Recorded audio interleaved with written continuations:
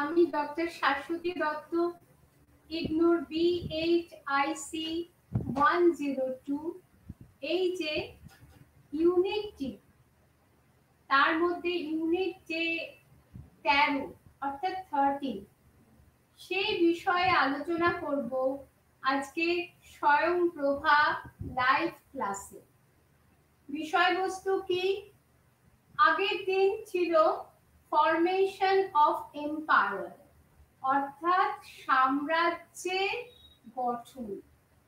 সেদিন আমরা অন্য একটি সাম্রাজ্য বিষয়ে অর্থাৎ অ্যাসিরীয় সাম্রাজ্য বিষয়ে পড়েছিলাম।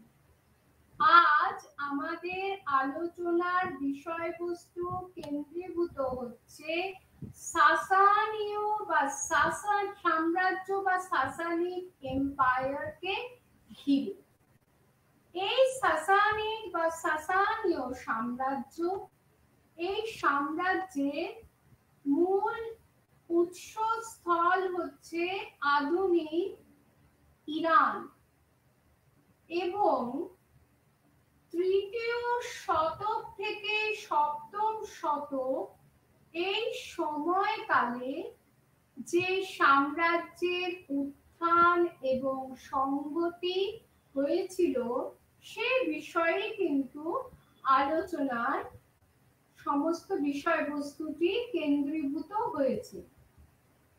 এখানে আমি পরের স্লাইডে যাওয়ার আগে আমি এই বিষয়টি বলে দিতে চাই যে দেখুন, আগের দিন বলেছিলাম যে জিওগ্রাফির একটা বিরাট ভূমিকা আছে ইতিহাসের সঙ্গে।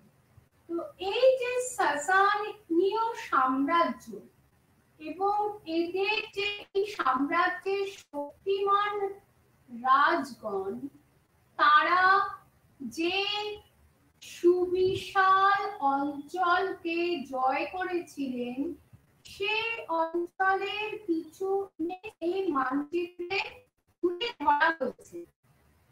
এই সাম্রাজ্যটির যে বিষয়বস্তু সেটি অনেক বিশাল।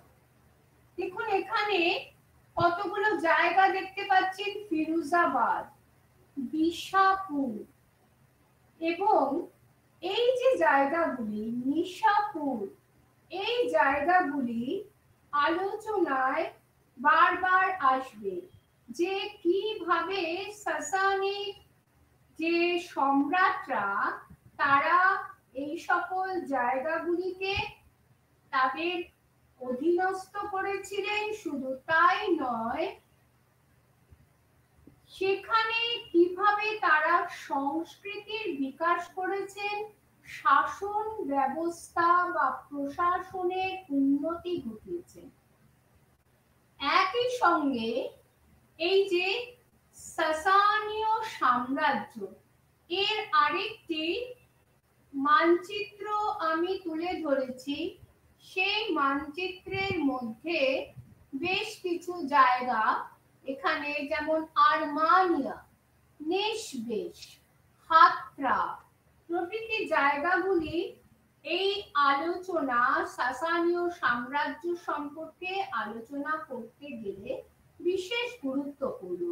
অর্থাৎ এই স্থানগুলি বিভিন্ন সময়ে সাসানীয় সম্রাটরা তারা জয় করেছিলেন। তো সেই জন্যই আমি আগে এই ম্যাপটা দেখিয়ে নিয়েছি।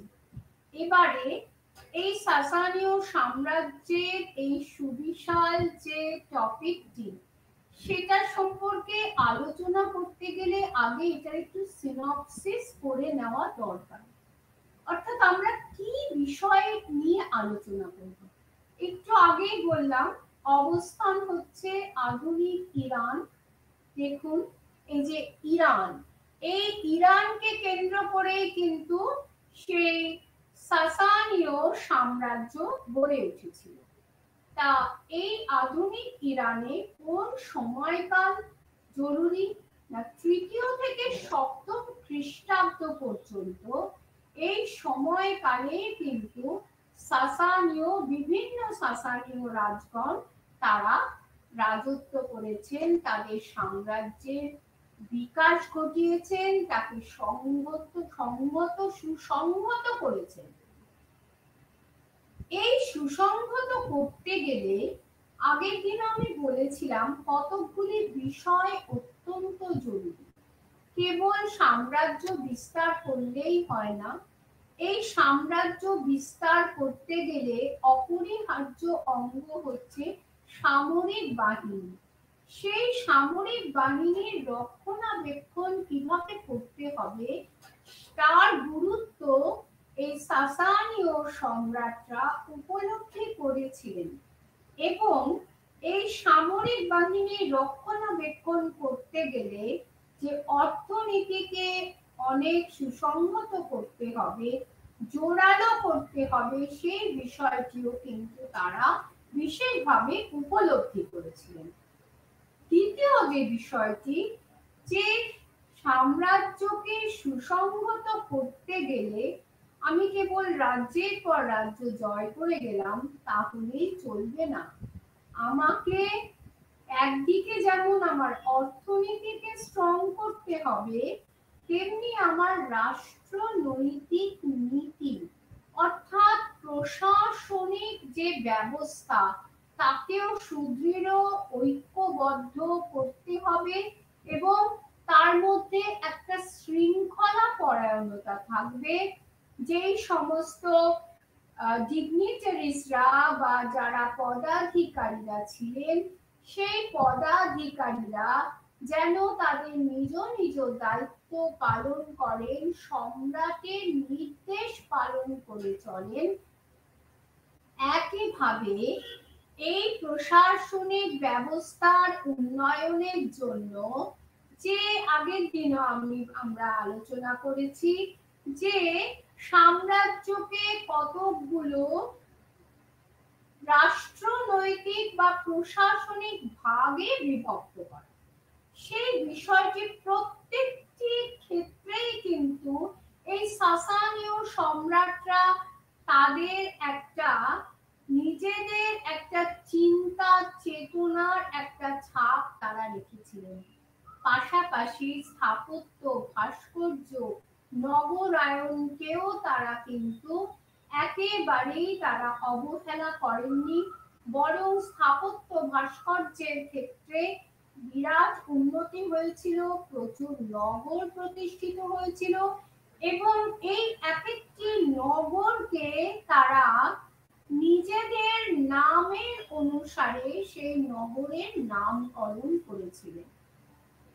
এর সঙ্গে আরেকটি বিষয় যুক্ত যেটি সাসানীয় সাম্রাজ্য আলোচনা প্রসঙ্গে বিশেষভাবে উল্লেখযোগ্য, সেটি হলো ধর্মীয় ভাবনা। কারণ এই সাসানীয় সম্রাটরা জরথুস্ট্রের ভাবধারা দ্বারা তারা প্রভাবিত ছিল, তারা অগ্নির উপাসক ছিলেন, আহুরা মাজদা ছিলেন তাদের প্রধান দেবতা। পাশাপাশি সেই সময় খ্রিস্টান যারা ছিল তাদের প্রতি কখনো পৃষ্ঠপোষকতা প্রদর্শন করা হয়েছে, আবার কখনো তাদের অত্যাচার করা হয়েছে।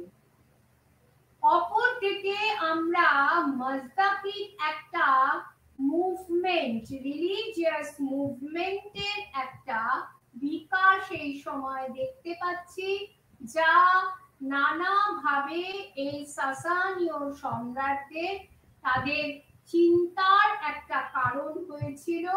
সেই বিষয়টিও বিশেষ গুরুত্বপূর্ণ এবং এই যে মুভমেন্টকে একে অনেকটা কমিউনিস্ট মুভমেন্টের সঙ্গে তুলনা করা যায়।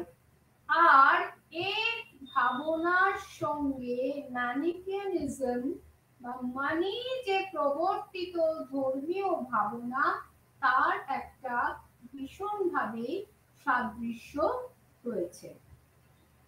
তা আমরা এবারে আমাদের আলোচনায় প্রবেশ করছি। যেটা আমি বললাম সেটা হচ্ছে সূচনা। আমি ফিচার্স গুলো বলে দিলাম যে এই সাম্রাজ্যের প্রধান গুরুত্ব হচ্ছে এই সাম্রাজ্য অনেক শক্তিমান, অনেক ডিপ্লোম্যাটিক রাজার বা শাসকের জন্ম দিয়েছে, যারা একদিকে বিজেতা ছিলেন, প্লাস তারা প্রশাসক ছিলেন, তারা সংস্কৃতির পৃষ্ঠপোষক ছিলেন। পাশাপাশি তারা সামরিক বাহিনীর গুরুত্ব উপলব্ধি করেছিলেন এবং নগরের বিকাশের সঙ্গে অর্থনৈতিক, রাষ্ট্রনৈতিক বিকাশের যে একটা গুরুত্ব আছে, সামরিক বাহিনীর বিকাশেরও গুরুত্ব আছে, সেটি তারা উপলব্ধি করেছিলেন। কারণ যে কোনো সাম্রাজ্য ইতিহাসে তখনই স্থান করে নেয় যখন রাজনৈতিক বিকাশের পাশাপাশি তার রাষ্ট্রনৈতিক, অর্থনৈতিক এবং সাংস্কৃতিক বিকাশ ও সংহতি সেখানে পরিলক্ষিত হয়। তাহলে ইরানকে কেন্দ্র করে, আধুনিক ইরানকে কেন্দ্র করে এই সাসানীয় সাম্রাজ্য গড়ে উঠেছিল এবং এই বংশের প্রতিষ্ঠাতা ছিলেন সাসান নামক এক ব্যক্তি এবং প্রথম শক্তিমান রাজা ছিলেন প্রথম আর্দাসির। বলা হয় সাসান ছিলেন এই প্রথম আর্দাসিরের গ্র্যান্ডফাদার এবং এরপরে একে একে এই প্রথম আর্দাসির অত্যন্ত শক্তিমান ছিলেন, যেটা পরবর্তী পর্যায়ে আমরা তার যে কনকোয়েস্ট গুলো বা বিজয়, যে দিগ্বিজয় যে আলোচনা করব, সেইটা থেকে আপনারা কিছুটা হলেও আভাস পাবেন। এরপরে প্রথম শাপুর, প্রথম ও দ্বিতীয় বাহারাম নাৎসেহা, দ্বিতীয় শাপুর, তৃতীয় শাপুর, প্রথম ইয়াজদেগার্ড, এরা প্রত্যেকেই গুরুত্বপূর্ণ। এর মধ্যে আমরা কাদের কথা আমরা মনে রাখবো না, প্রথম আর্দাসির, আমরা প্রথম শাপুর নাৎসেহা, দ্বিতীয় শাপুর, তৃতীয় শাপুর, প্রথম ইয়াজদেগার্ড, পঞ্চম বাহারাম, দ্বিতীয় ইয়াজদেগার্ড, ফেরাজ, বালাখাস, প্রথম কাবাদ এবং খুসরু। কারণ এদের কীর্তি কাহিনীকে কেন্দ্র করে কখনো এদের পজিটিভ দিক, কখনো এরা বিজয় করেছেন, কখনো আবার এদের মধ্যে কেউ কেউ পরাস্ত হয়েছেন। এই যে বিজয় এবং পরাজিত, এই তো সাম্রাজ্যের নিয়ম। এই নিয়মেই কিন্তু সাম্রাজ্যের বিকাশ হয় এবং তার পতন হয়, এটাই ন্যাচারাল ল, আগের দিন বলেছি। কাজেই আরেকটি বিষয়, একটি সাম্রাজ্য তখনই দীর্ঘদিন স্থায়ী হয় যদি সেই সাম্রাজ্যের সম্রাটরা তারা শক্তিমান হয়, সুশাসক হয়, প্রশাসক হিসাবে তারা তাদের কীর্তিকে অক্ষয় রাখে। এবারে কি এরা আমরা কোথা থেকে জানতে পারছি? আমরা এর আগে যে এম্পায়ার সম্পর্কে পড়েছিলাম সেখানে কিন্তু এত সুস্পষ্টভাবে উৎস আমরা পাইনি, কিন্তু এবারে উৎসগুলো আমরা কি পাচ্ছি? প্রত্নতাত্ত্বিক উপাদান এবং সাহিত্যিক উপাদান।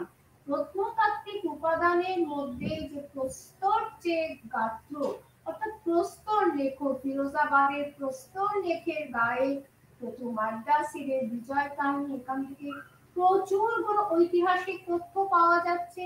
তাছাড়া পার্সিপলিসের নিকটে একটা মেমোরিয়াল যে একটা স্তম্ভ আছে, স্মারক স্তম্ভ, সেখান থেকে আমরা প্রথম শাপুরের শাসনকাল জানতে পারছি।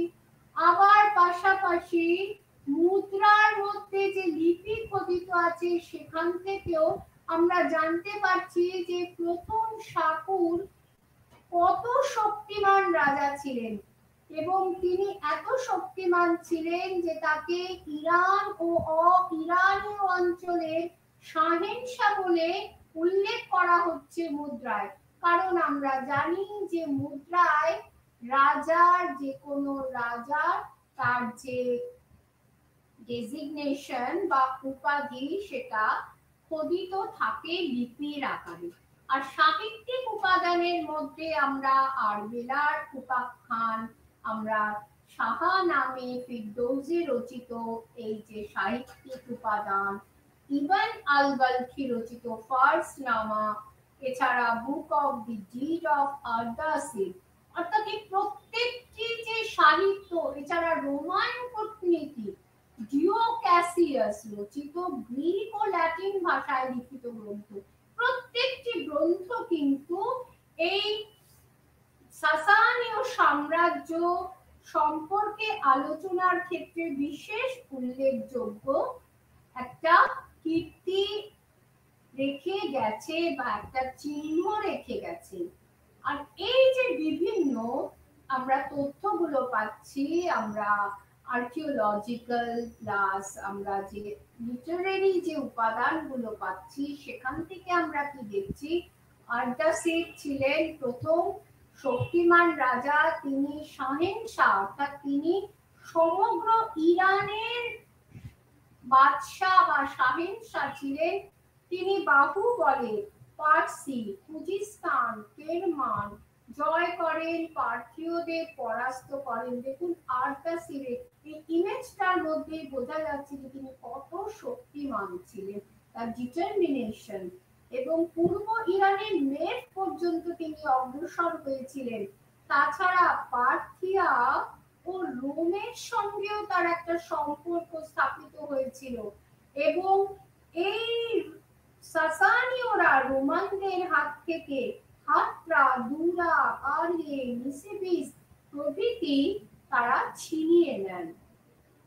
এবং এরপরেই আসছে প্রথম শাপুর, তিনি ছিলেন পরাক্রমশালী, তিনি একই সঙ্গে তার বাহুবলে তার সাম্রাজ্যকে বহুদূর বিস্তৃত করেছিলেন, এবং শক্তিমান রোমান সম্রাট তৃতীয় গার্ডিয়ান ফিলিপ দি আরব ভ্যালেরিন প্রমুখ তার বশ্যতা স্বীকার করতে বাধ্য হয়েছিলেন, এবং তিনি সিরিয়া জয় করেন এবং আন্তিওক সহ প্রায় 40টি নগর তিনি জয় করেছিলেন। এই যে দেখুন প্রথম শাপুরের একটা ইমেজ তুলে ধরেছি, এবং আর্মেনিয়া, জর্জিয়া জয় করেন, এমনকি কুষাণদের যে পশ্চিম কুষাণদের ভূখণ্ডকেও তিনি জয় করেছিলেন, যে কুষাণদের কথা আমরা ভারতীয় ইতিহাসে পড়েছি।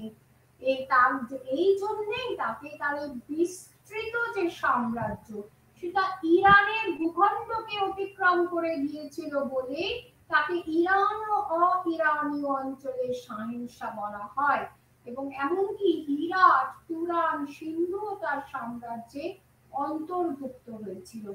এর পরবর্তী সম্রাটই ছিলেন নাসেহা, তিনি আর্মেনিয়ার পূর্ব অঞ্চলের শাসক ছিলেন।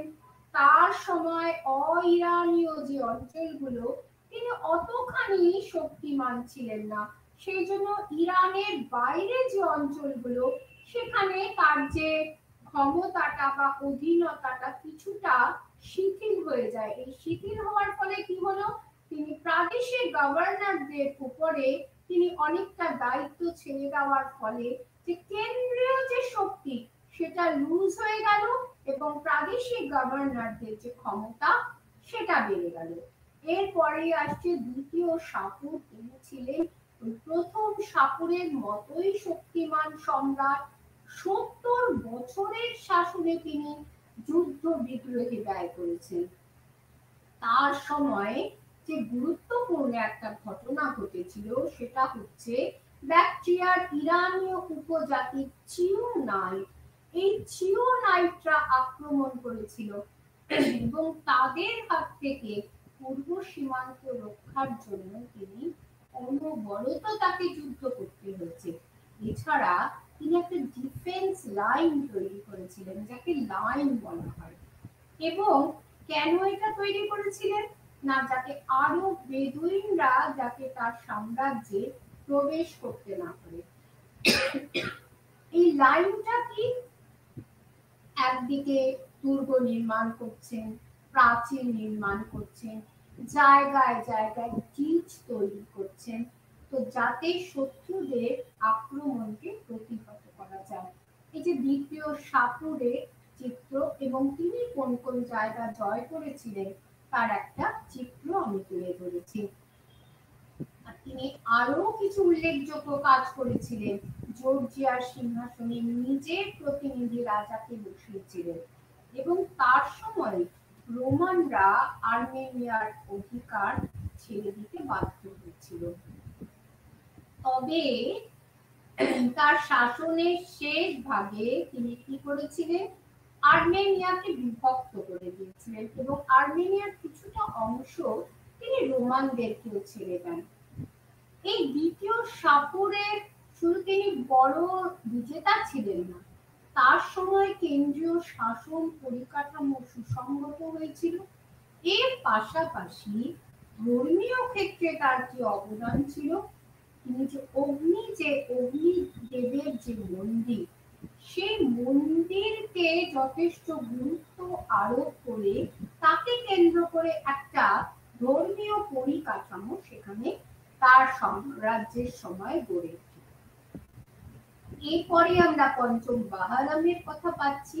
তিনি অতটা সুযোগ্য ছিলেন না এবং তার সময় চিওনাইটরা আবার পূর্ব সীমান্তে সমস্যা তৈরি করে। তিনি তাদের পরাস্ত করেছিলেন অবশ্য। এরপরে সম্রাট ফিরোজ তিনি আলবেনিয়া, জর্জিয়া, আর্মেনিয়া এদের সঙ্গে কিছুটা শান্তি প্রতিষ্ঠার চেষ্টা করেন।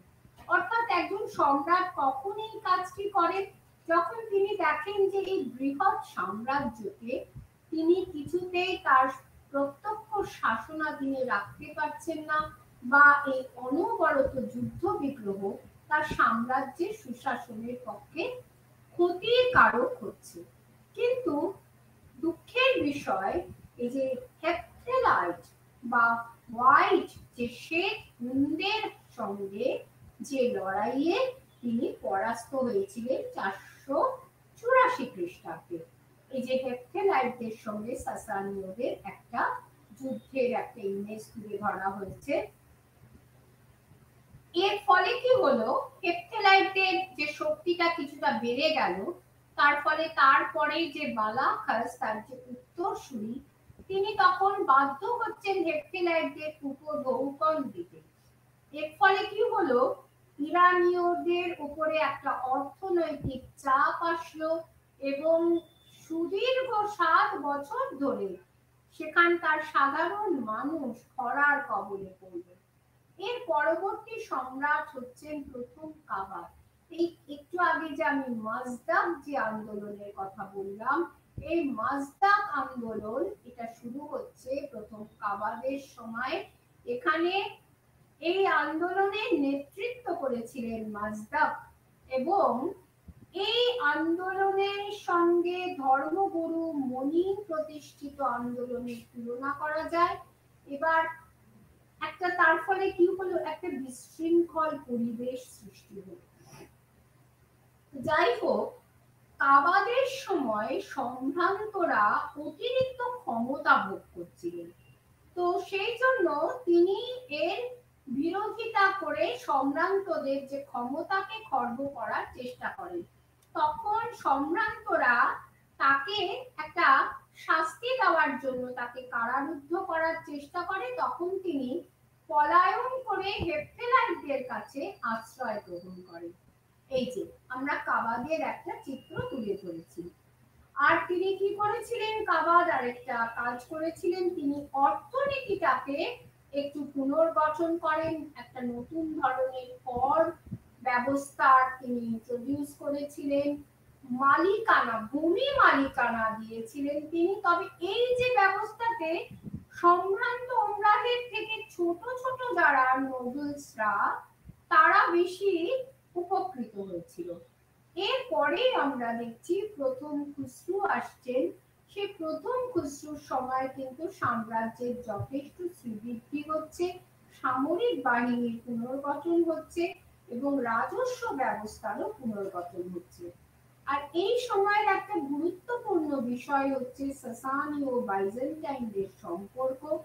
তার মধ্যে আমরা প্রথমেই দেখছি যে সাসানীয় সম্রাট প্রথম ইয়াজদেগার তিনি বাইজেন্টাইনদের বিরুদ্ধে একটা যুদ্ধের প্রস্তুতি যখন নিচ্ছেন, কিন্তু যা হোক, বাইজেন্টাইন সম্রাট আর্কাদিয়াস তাকে ডিপ্লোম্যাটিক্যালি যুদ্ধটাকে রোধ করছেন।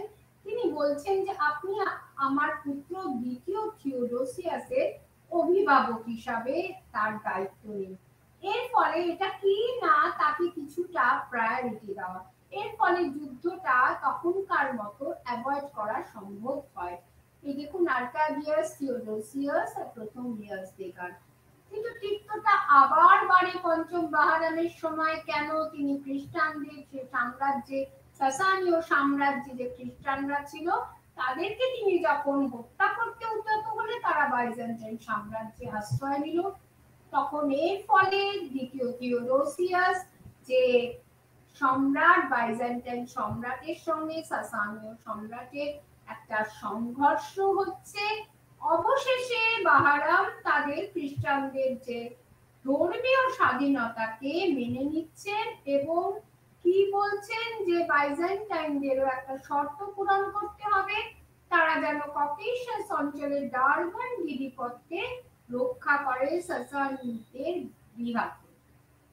আর এই দ্বিতীয় ইয়াজদেগার্ডের সময় আবার তিক্ততা আসছে, কিন্তু থিওডোসিয়াস সেকেন্ডের তৎপরতায় তখনকার মতন দ্বন্দ্বের অবসান হলেও আবার তিক্ততা হচ্ছে এবং থিওডোসিপলিস অ্যামিডা অধিকার করছেন সাসানীয় সম্রাট কাবাদ। এর ফলে একটা শান্তি চুক্তি হচ্ছে, কিন্তু সেটা বেশি দিন থাকছে না। প্রথম খুসরু তিনি এই মাজদাকির আন্দোলন মোকাবিলার জন্য বাইজেন্টাইন সাম্রাজ্যের সঙ্গে একটা চুক্তি করছেন, কিন্তু সেটা স্থায়ী হচ্ছে না। অর্থাৎ এই যে বিষয়টি, যখনই স্বার্থের সংঘাত হচ্ছে তখনই চুক্তিটা ভেঙে যাচ্ছে। তো এইবার ভাবে কখনো শান্তি, কখনো যুদ্ধ, এই রকম হচ্ছে। তো সাসানীয়রা করলেন কি, দক্ষিণ ইরাক অঞ্চলের লাখমিদ আরব ও আর্মেনীয়দের সাপোর্টে বাইজেন্টাইনদের বিরুদ্ধে যুদ্ধ ঘোষণা করছেন। কিন্তু জাস্টিনিয়ান অনেক চেষ্টা করেছিলেন, বাইজেন্টাইন সম্রাট প্রথম জাস্টিনিয়ান, খুসরোকে এই যুদ্ধ থেকে বিরত করার জন্য, কিন্তু খুসরো শুনলেন না। তিনি যুদ্ধ ঘোষণা করে সিরিয়া অব্দি অগ্রসর হয়ে অ্যান্টিওক নগরী ধ্বংস করলেন। জাস্টিনিয়ান সন্ধি করতে বাধ্য হলেন। তিনি তাকে 5000 পাউন্ড সোনা দিতে হলো, বাৎসরিক 5000 পাউন্ড কর। কিন্তু এতেও সন্ধিটা স্থায়ী হচ্ছে না। তখন খুসরো আবার যখন এডেসা নগরীর বিরুদ্ধে যুদ্ধযাত্রা করছেন, এবার তিনি কি শিক্ষা পাচ্ছেন যে এডেসার জনগণ তাকে প্রতিহত করছে। তার ফলে সন্ধি হচ্ছে 5 বছরের জন্য, কিন্তু আবার সেটা কিছুদিনের মধ্যে ভেঙে যাচ্ছে।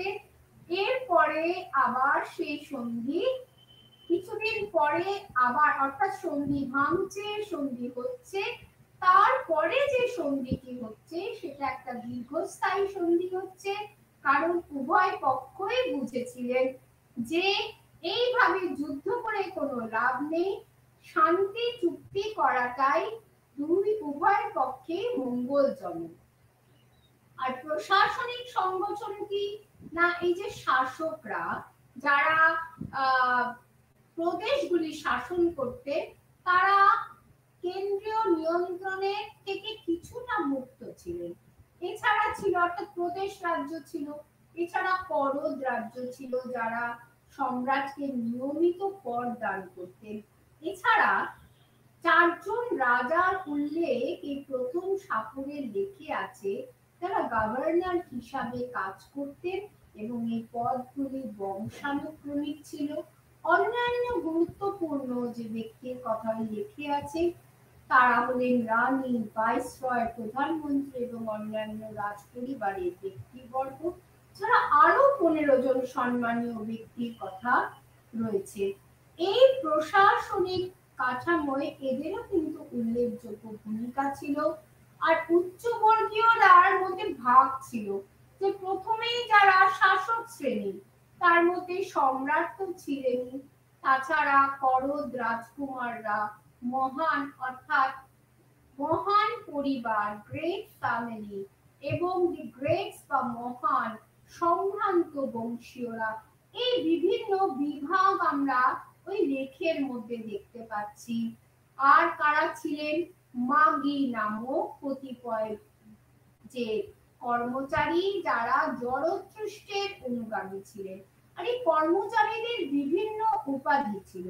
বিচার বিভাগীয় কার্যাবলী দেখতেন দাদওয়ার নামক এক শ্রেণীর কর্মচারী, আর বিচারক হিসাবে যিনি যে কাজ করতেন তিনি রাজ নামে পরিচিত ছিলেন। আর প্রত্যেকটা প্রদেশগুলোতে ক্ষুদ্র একককে সত্রক বলা হতো, এবং অনেকগুলো প্রদেশ যখন ঐক্যবদ্ধ করা হতো তার প্রধান থাকতেন ফ্রামাদার এবং আমারগড় নামক দুই শ্রেণীর কর্মচারী। এই আমারগড় ছিলেন হিসাব রক্ষক, সর্বনিম্ন যে একক সেটাকে জেলা বা কুস্ত বলা হতো, এবং এই ক্ষেত্রে ধর্মীয় যে প্রধানরা তারা বিশেষ গুরুত্বপূর্ণ ক্ষমতা ভোগ করতেন। আর আইনের ক্ষেত্রে যেটা বলা হচ্ছে, আইন কোডিফাইড ছিল না। যখন কোনো সমস্যা তৈরি হতো আগের মামলাগুলোকে অনুসরণ করে কাজ করা হতো, এবং পুরোহিতরা আইনি বিষয়ে গুরুত্বপূর্ণ স্থান অধিকার করতেন। আর এই বেশাপুর নামে একজন তিনি মেমোরান্ডাম বলে একটি উপাদান ডকুমেন্ট লিখেছিলেন। সেখানে বিচারালয়ে বিচারক বা যিনি সওয়াল করবেন তিনি কিভাবে প্রশ্ন করবেন সেই বিষয়টি লিখিত আছে। তাছাড়া কোর্ট রেকর্ডও বিশেষ গুরুত্বপূর্ণ। আর সামরিক বাহিনীর পুনর্গঠনের জন্য প্রথম খসরু বিশেষভাবে স্মরণীয় হয়ে রয়েছেন। তার আগে নিয়মিত বাহিনী ছিল না। যে সমস্ত সম্ভ্রান্ত ব্যক্তিরা তারাই বাহিনীকে সরবরাহ করতেন। তিনি প্রথম নিয়মিত বাহিনী তৈরি করেন এবং তাদের অস্ত্র বেতন সরকার থেকেই দেওয়া হতো।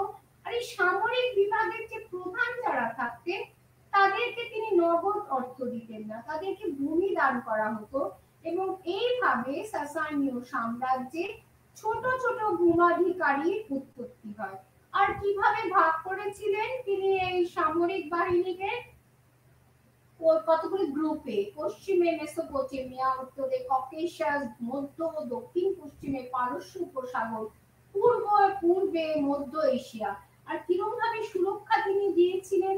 তিনি জায়গায় জায়গায় প্রাচীর দুর্গ নির্মাণ করেন। তার মধ্যে ডারবান অঞ্চলে 5টা প্রাচীর পাওয়া যায়। এছাড়া আলেকজান্ডারের প্রাচীর, এছাড়া সিলফ নামক দুর্গ। আর কি করেছিলেন দ্বিতীয় সাপুরের ক্ষেত্রে?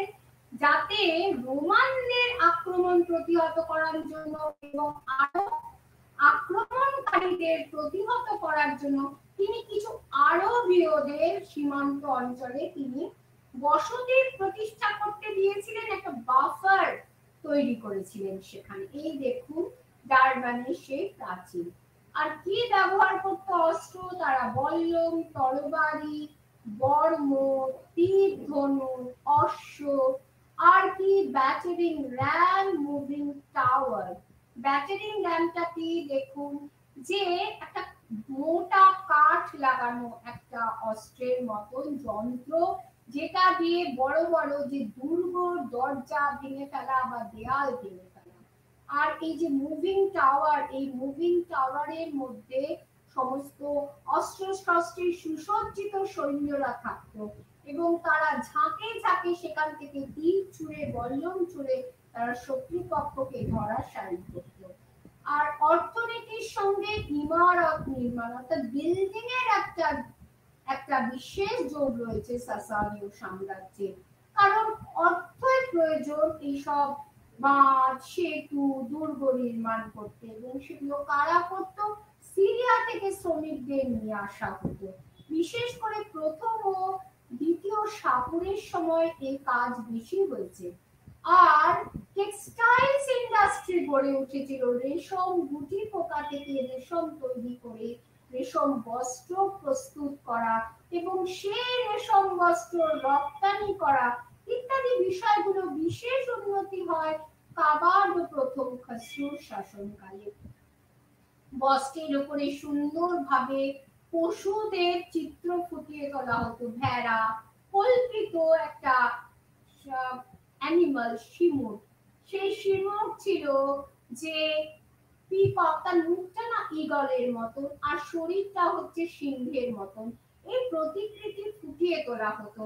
জলসেচের জন্য শস্য ভালো হতো এবং শস্য এত বেশি সারপ্লাস হতো শস্যের যে আখের চিনি এবং শস্য সেগুলো সমস্ত রপ্তানি করতেন সমস্ত সম্রাটরা। এই যে দেখুন শিমুরের একটা প্রতিকৃতি। আর এই অর্থনীতির সঙ্গে জড়িত ছিল মুদ্রা। এই মুদ্রার একটা ঐতিহাসিক গুরুত্ব আছে, আপনারা জানেন, কারণ এই মুদ্রার থেকে সেই সময়কার সাসানীয় সম্রাটদের তাদের সময় অর্থনীতির কিরকম অবস্থা ছিল, তারা কোন যে ডেজিগনেশন অর্থাৎ উপাধি গ্রহণ করতেন সেটা জানা যায়। এবং প্রথম দিকে বাস্ট, এই বাস্টের ইমেজ আমরা দেখতে পাচ্ছি এবং তারপরে যে ফায়ার অল্টার বা অগ্নি বেদি খোদিত দেখা যাচ্ছে। এবং এই যে বাস্ট, এই বাস্টটি দক্ষিণমুখী হতো। আর এই যে সোনার যে মুদ্রা একে বলা হতো দিনার, আর যে রূপার যে মুদ্রাগুলো একে বলা হতো ড্রাকম। আর এখানে প্রথম দিকে গ্রিক লিপি লেখা থাকতো, পরবর্তীকালে পশ্চিম ইউরোপীয় লিপি খোদিত থাকতো। আর এক ধরনের পাতলা চ্যাপ্টা আকৃতির মুদ্রাও এখানে প্রবর্তিত হয়েছিল। আর সাধারণভাবে দক্ষিণমুখী বাস্ট থাকলেও কমেমোরেটিভ যে মুদ্রাগুলো অর্থাৎ স্মৃতিতে নির্মিত মুদ্রাগুলোতে তো সামনের দিকে মুখ থাকতো। এবং এই যে মুদ্রাগুলি অত্যন্ত উন্নত মানের ছিল, বিশেষ করে প্রথম সাপুরের মুদ্রা। এবং কেন এই মুদ্রাগুলো কারা প্রস্তুত করেছিলেন? গ্রিক ডাই কাটারদের দ্বারা প্রস্তুত ছিল। আর মুদ্রার যে অন্যতম বৈশিষ্ট্য এই যে দেখা যাচ্ছে রাজার প্রতিকৃতি এবং তার মাথার যে মুকুটটি, এটি কিন্তু সাসানীয় যে মুদ্রার একটা বিশেষ একটা ফিচার বলতে পারি। তাহলে আমরা কি দেখলাম? আমরা দিনার দেখলাম, ড্রাকম দেখলাম, রৌপ্য মুদ্রা ড্রাকম দেখলাম, আমরা বাস্ট মুদ্রা দেখলাম, আমরা কমেমোরেটিভ মুদ্রা দেখলাম। এই কমেমোরেটিভ মুদ্রায় ছিল প্রতিকৃতিগুলি সামনের দিকে। এই যে কমেমোরেটিভ মুদ্রার ক্ষেত্রে অবয়বটা অর্থাৎ এত পর্যন্ত, এই যে স্কন্ধ পর্যন্ত থাকতো। এটার কি মূল্য জানেন? এখান থেকে আপনি কি কি জানতে পারবেন? অর্থাৎ কিরকম ধরনের মুকুট অর্থাৎ ফ্যাশনটা কিরকম ছিল, তারা কি ধরনের শিরস্ত্রাণ পরতেন, কি ধরনের মুকুট পরতেন, কি ধরনের দেখুন কি ধরনের ড্রেস তারা পরিধান করতেন, এবং তারা কোনো অলংকার পরিধান করতেন কিনা, তারা মুখে তারা বিয়ার্ড রাখতেন কিনা, এই বিভিন্ন বিষয়গুলি। তাছাড়া এটার রেট স্ট্যান্ডার্ড কত ছিল, ধাতুটা কিরকম ছিল, এই ধাতুর থেকে সেই সময়কার অর্থনীতির একটা আমরা রূপরেখা আমরা সেখানে আমরা পাচ্ছি। আর এই রৌপ্য মুদ্রার মধ্যে আর কি কি সুন্দরভাবে ফুটিয়ে তোলা থাকতো না, রাজা কিভাবে সিংহাসনে আরোহণ করছেন এবং রাজা মৃগয়া করছেন ইত্যাদি বিভিন্ন দৃশ্য এখানে ফুটিয়ে তোলা হতো।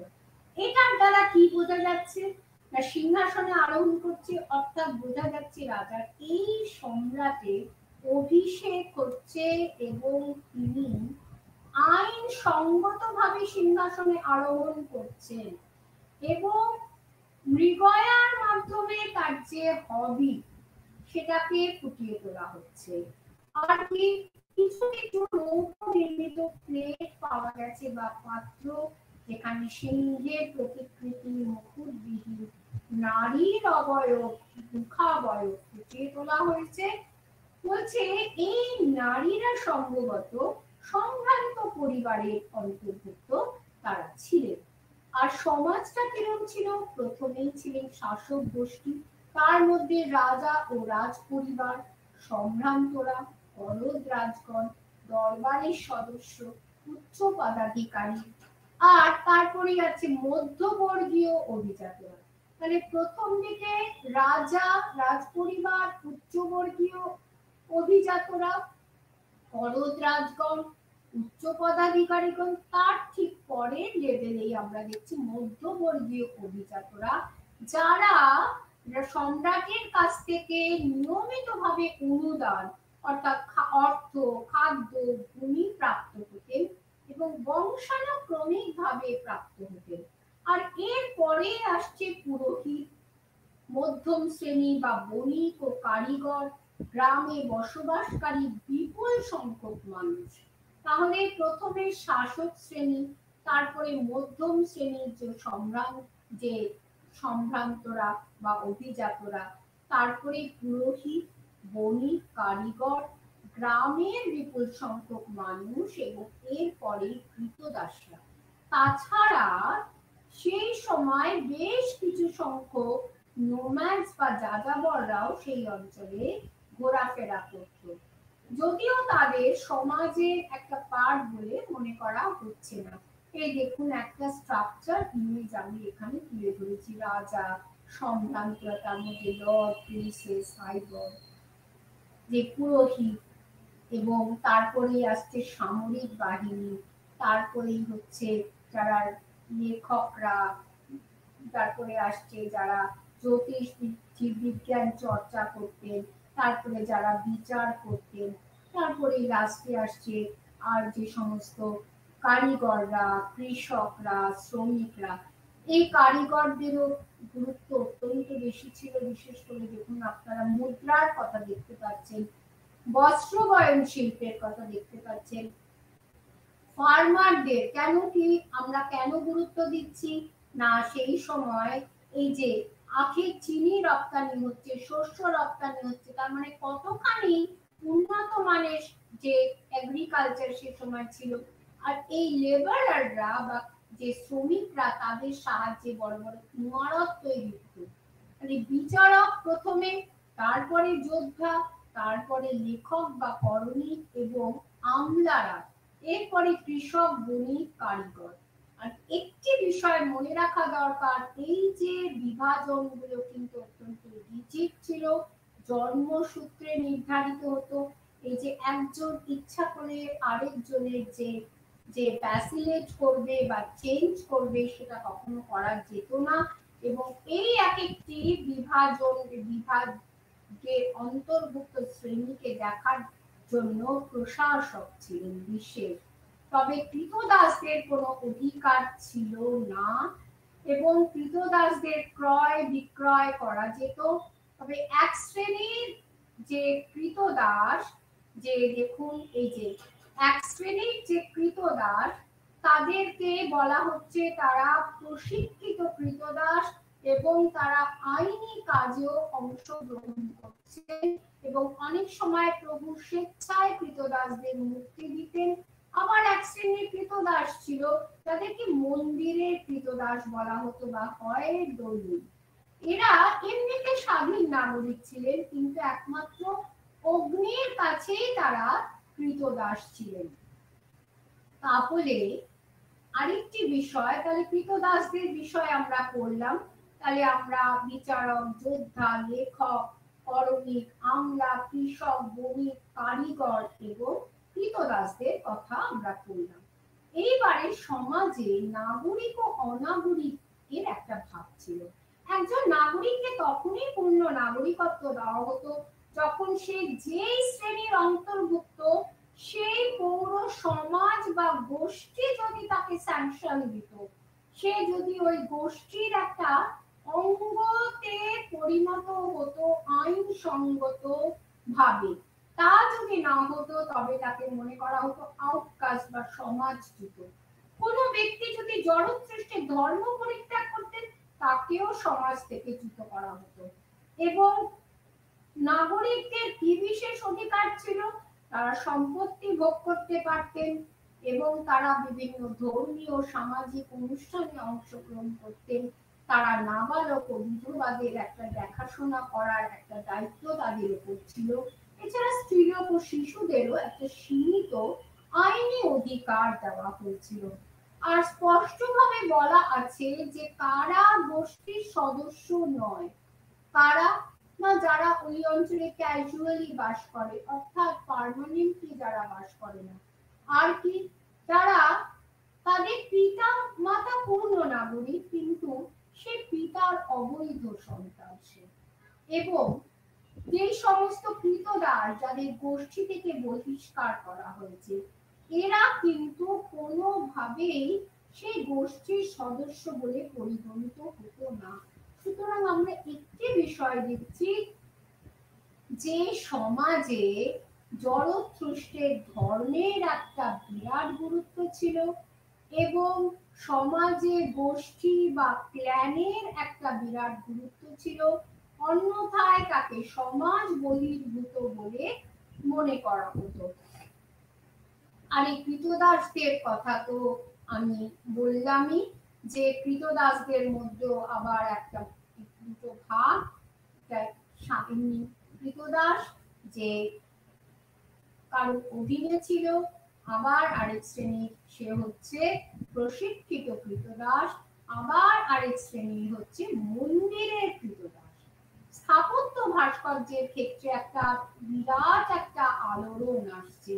এখানে আমরা দেখতে পাচ্ছি স্থাপত্যের ক্ষেত্রে গোলাকৃতি গম্বুজ, ধনুকাকৃতি খিলান এবং ইউয়ান বা উঠান, একটা খোলা উঠান, তার চার ধারে ঘর, এটা একটা, এবং ওই উঠানটা হচ্ছে কিন্তু সেই ইমারতের মধ্যে একটা সেন্ট্রাল একটা প্লেস যেখানে হয়তো কোনো সমবেত হতেন মানুষেরা। আর অলঙ্করণের জন্য ইমারতগুলির গায়ে একটা প্রলেপ বা স্থাপও লাগানো থাকতো।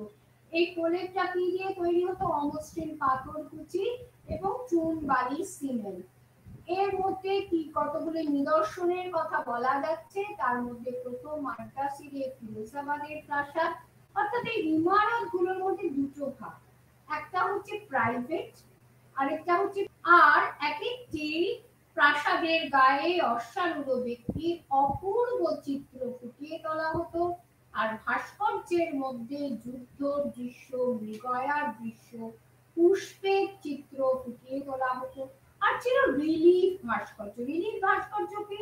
এরকম খোদাই করা উঁচু নিচু সেগুলোকে মন্দিরের গায়ে ফুটিয়ে তোলা হতো এবং সেখান থেকে আমরা সেই যে সমস্ত যে ইমেজ গুলো, সেখান থেকে আমরা মানুষের দৈনন্দিন কাজকর্ম বিষয় জানতে পারছি। এই দেখুন রাজা কিভাবে তার পারিষদ দ্বারা পরিবৃত হচ্ছেন সেই বিষয় জানতে পারছি, মৃগয়ার দৃশ্যের কথা জানতে পারছি। আর ভাস্কর্যের ক্ষেত্রে যেটা বিষয়, এই ভাস্কর্যের কিন্তু একটা ধর্মীয় রাজনৈতিক দুটো দিক আছে। এখানে একটাতে বলা হচ্ছে প্রথম যে ভাস্কর্য এক রকমের, সেখানে দেখা যাচ্ছে যে দেবতা রাজাকে শাসনভার তুলে দিচ্ছে। আরেকটি, এবং সেখানে দেখা যাচ্ছে কি প্রথম মাদ্রাসের এবং আবুর মাজদা দুজনেই অশ্বারোহী। দ্বিতীয় যে থিমটি, সেখানে দুজনেই শত্রুর উপর বিজয় ঘোষণা করছে। এর দ্বারা কি প্রমাণিত হচ্ছে না দেবতা স্বয়ং রাজার হাতে শাসনভার তুলে দিচ্ছে, অর্থাৎ সেই ডিভাইন অরিজিন থিওরির কথা কিছুটা এসে যাচ্ছে। এবং ফিরোজাবাদ রিলিফে দেখা যাচ্ছে প্রথম মাদ্রাসির পার্থীয়দের পরাজিত করছে। এবং এই যে রিলিফ গুলি, সেই রিলিফের মধ্যে যে বললাম যে দেবতা এবং রাজার যে যে খোদাই করা যে ভাস্কর্য, সেখানে আমরা দেখতে পাচ্ছি আহুর মাজদা তিনি তার শত্রু আহারিমানকে পদাদলিত করছেন, এটা বাঁ দিকে রয়েছে। ডান দিকে প্রথম শাকুর তিনি তার বিরোধী তৃতীয় গর্ডিয়ানকে পদদলিত করছেন। অর্থাৎ ভাস্কর্যের সঙ্গে সংস্কৃতির সঙ্গে ধর্ম একাকার হয়ে যাচ্ছে, সংস্কৃতি, ধর্ম আর রাজনীতি। এই দেখুন আহুরা মাজদা আর ওদিকে রাজা কি করে কিরম ভাবে দুজনেই অশ্বারোহী রয়েছে। আর ভাষার মধ্যে গ্রিক, পার্থীয়, মধ্য পার্সীয় ভাষা ব্যবহৃত হতো। অভিধান তৈরি হয়েছিল। সাহিত্যের মধ্যে Khusro and the page, memory of the জারের, বুক অফ কিংস, ফিরদৌসির শাহনামে। ধর্মভিত্তিক রচনার মধ্যে স্কন্দ গুমানি, ডেনকার আর বিরাজ নামাম, দাগেস্তান, ই দিল্লি প্রভৃতি বিশেষ উল্লেখযোগ্য। আরেকটি যেটা গুরুত্বপূর্ণ বিষয়, যেহেতু সম্রাটরা নিজের ধর্মীয় যে আধিপত্যকে প্রতিষ্ঠিত করেছিলেন দৃঢ়ভাবে, সেই জন্য সাসানীয়রা আসার আগে ইহুদি, খ্রিস্টান এবং জরথুস্ট্রের অনুগামীদের মধ্যে যে বিবাদটি ছিল সেটি শেষ হয়, সমাপ্তি হয়। আর কি এই মানিকিয়ানিজমের একটা বিশেষ একটা আমরা গুরুত্ব দেখতে পাচ্ছি। এইখানে মানি নামক সেই যে ধর্মীয় যে ব্যক্তি, তিনি তার যে উপদেশকে সরল ভাষায় তার ইরানীয় রীতিকে তিনি ব্যাখ্যা করেছিলেন। এবং প্রথম সাপুর তিনি কিন্তু অদ্ভুতভাবে এই মানিকিয়ানিজম দ্বারা তিনি অনুপ্রাণিত হচ্ছেন। তাকে তিনি জরথুস্ট্রের ধর্মের উপরেও স্থান দিচ্ছেন।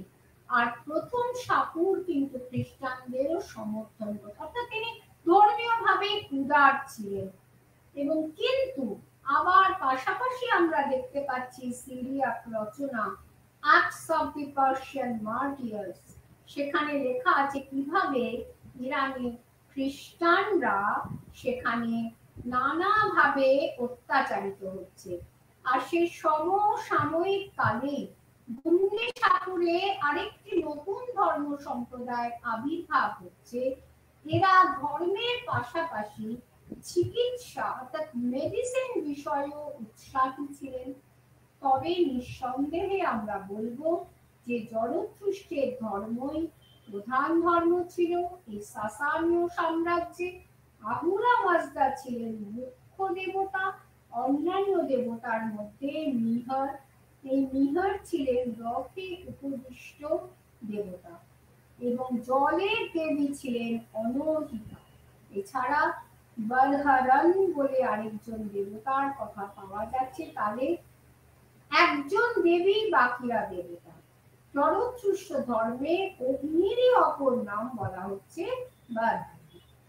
আর এই ক্ষেত্রে ধর্মীয় ক্ষেত্রে পুরোহিতদের একটা বিরাট ভূমিকা ছিল, কারণ মানুষের দৈনন্দিন যে ধর্মীয় আচারে পুরোহিতদের অংশগ্রহণ আবশ্যিক ছিল। আর সাধারণভাবে 7 থেকে 10 বছর বয়স যখন হতো সন্তানদের, তখন তাদেরকে একটা বিশেষ অনুষ্ঠানের মাধ্যমে ধর্মের প্রতি তাদের আনুগত্য প্রদর্শন প্রকাশ করানোর একটা রীতি আমরা এর মধ্যে দেখতে পাচ্ছি। দেখুন জরথুস্ট্র এবং আহুরা মাজদা। আর কাজেই আমরা যেহেতু সমাজে ধর্মের গুরুত্ব ছিল, কাজে পুরোহিতদের গুরুত্ব ছিল। আর অগ্নির সম্মুখে যে এখন আমরা বলি না জশ্ন মানা রাখা, জশ্ন, জশ্ন মানে উৎসব। তাহলে এই যে সাসানীয়দের তারা কি ধরনের উৎসব করতো না, অগ্নির সামনে তারা যে উৎসর্গ দিচ্ছে, স্যাক্রিফাইস করছে, সেইটাকে বলা হচ্ছে জশ্ন। এই জশনটা কিন্তু আজও আমরা এই ইয়েটা দেখতে পাই, এই শব্দটা। আর এই আচারে যজমানকে বিশেষ অনুদান প্রদান করতে হতো ওই পুরোহিতকে। আর দৈনন্দিন জীবনে অগ্নির একটা বিশেষ স্থান ছিল। তবে অগ্নির ক্ষেত্রে আমরা দেখতে পাচ্ছি যে খুব যে প্রচন্ড জ্বলন্ত অগ্নির তারা পুজো করত বা তাকে নিত্য স্মরণ করত তা নয়। অনেকটা নিভন্ত আগুন, যাকে আমরা বলতে পারি লাল অঙ্গার স্বরূপ। তাই এই যে অগ্নির একটা বিরাট ভূমিকা এই সাসানীয় ধর্মের ক্ষেত্রে আমরা দেখতে পাচ্ছি। এই দেখুন অগ্নিবেদী এবং অগ্নি মন্দির। এই অগ্নিবেদী এবং অগ্নি মন্দির সাসানীয় ধর্ম এবং সংস্কৃতির ক্ষেত্রে একটা বিরাট একটা উল্লেখযোগ্য একটা বিষয় বলে বিবেচিত হতো। তাহলে এবার যদি আমরা মূল্যায়ন করি সমগ্র আলোচনাটি যে বিশাল সুবিশাল যে এই আলোচনা সাসানীয় সাম্রাজ্য সম্পর্কে, এই আলোচনাতে কোন বিষয়টি আমাদের বিশেষ, কোন ফিচারগুলো আমাদেরকে বিশেষভাবে অ্যাট্রাক্ট করে, আমাদের মনে থাকে কি না সাসানীয় সম্রাটদের শক্তি, তাদের বল, শুধু তাই নয় তাদের কূটনৈতিক বুদ্ধি। তারা যেমন দিগ্বিজয় করছে, অনেক নগর তারা জয় করছে, পাশাপাশি সে নগরগুলি অর্থাৎ তার যে সীমান্তকে কি করে প্রোটেকশন দেওয়া যায় তার জন্য বড় বড় প্রাচীর তৈরি করছে, দুর্গ নির্মাণ করছে এবং একটা বাফার তৈরি করছে আরবদের সেখানে বসতি বিস্তার করার সুযোগ দিয়ে। এটা একটা বিষয়।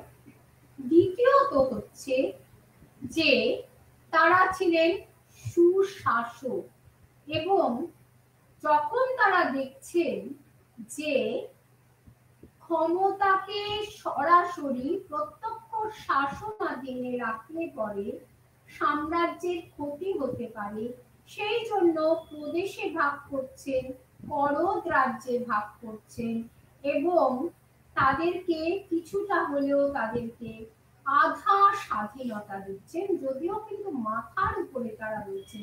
ওই যে আমি গভর্নরদের কথা বললাম, প্রাদেশিক শাসনকর্তার কথা বললাম, করদ রাজ্যগুলির কথা বললাম, করদ রাজকুমারের কথা বললাম এবং সম্ভ্রান্ত বংশীয়রা তারা কিন্তু রাজার উপদেষ্টা হিসাবে কাজ করতেন এবং সেখানেও একটা অদ্ভুত সুন্দর একটা প্রশাসনিক একটা স্ট্রাকচার তৈরি হয়েছিল।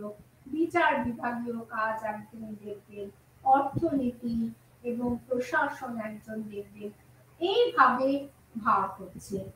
এবং আর কি দেখছি সামরিক ক্ষেত্রে যে নিয়মিত বাহিনীর যে গুরুত্ব সেটা তারা বুঝতে পেরেছিলেন এবং তাদের বেতন, তাদের অস্ত্রশস্ত্র তারা দিতেন এবং প্রধানদেরকে আবার জমি দিতেন। এইভাবে একটা ভূম্যাধিকারী তৈরি হয়েছিল। আর বেতনের মধ্যে সেটা তো মানে অত্যন্ত উল্লেখযোগ্য, বিশেষ করে ব্যাটারিং র্যাম এবং মুভিং টাওয়ার, এগুলো তারা রোমানদের থেকে তারা কিন্তু এগুলো গ্রহণ করেছিলেন। আর সংস্কৃতির ক্ষেত্রে, অর্থনীতির ক্ষেত্রে আমরা দেখতে পাচ্ছি যে রেশম বস্ত্রের বিকাশ হয়েছিল এবং কৃষির বিকাশ হয়েছিল। সমস্ত নানান রকম যে পরীক্ষা খনন করে যে ইরিগেশন ব্যবস্থা, জলসেচ ব্যবস্থার উন্নতির জন্য, এবং এতখানি উন্নতি হয়েছিল রেশম বস্ত্রের যে রোমানদের সঙ্গে তাদের একটা প্রতিযোগিতা শুরু হয়। এবং আমরা দেখতে পাচ্ছি যে সংস্কৃতির মধ্যে আমরা যে এই যে মুদ্রা, এই মুদ্রাগুলি অত্যন্ত উন্নত মানের ছিল। সেখানে দিনার ছিল, সেখানে সিলভার ছিল এবং শেষ যেটা বলবো, ধর্মের ক্ষেত্রে জরথুস্ট্র ধর্মের বিশেষ গুরুত্ব থাকলেও এই পর্যায়ে নানান রকম খ্রিস্টানদেরও যেমন তারা কোনো কোনো সময় তারা অত্যাচার করলেও তাদেরকে কিছুটা আরাধনার স্বাধীনতা দিয়েছেন এবং মানিকিয়ানিজমের এই সময় উল্লেখযোগ্য একটা মুভমেন্ট দেখতে পাচ্ছি, মাজদাহিজমের একটা মুভমেন্ট দেখতে পাচ্ছি। এবং এই বিষয়ে যে পজিটিভ নেগেটিভ দিক মূল্যায়ন করে আমরা বলবো যে তারা কিন্তু বাইজেন্টাইন সম্রাটদের সঙ্গে কখনো যুদ্ধ করেছেন, কখনো আবার সন্ধি করেছেন। সুতরাং ডিপ্লোম্যাটিক্যালি সাসানীয় সাম্রাজ্য সাংস্কৃতিক অর্থনৈতিকভাবে সাসানীয় সাম্রাজ্য কিন্তু ইতিহাসে একটা গুরুত্বপূর্ণ অধ্যায় বলে বিবেচিত হয়। এই বলে আমি আমার আলোচনা এখানেই শেষ করছি। নমস্কার। আশা করি আপনারা কিছুটা হলেও উপলব্ধি করতে পেরেছেন। নমস্কার।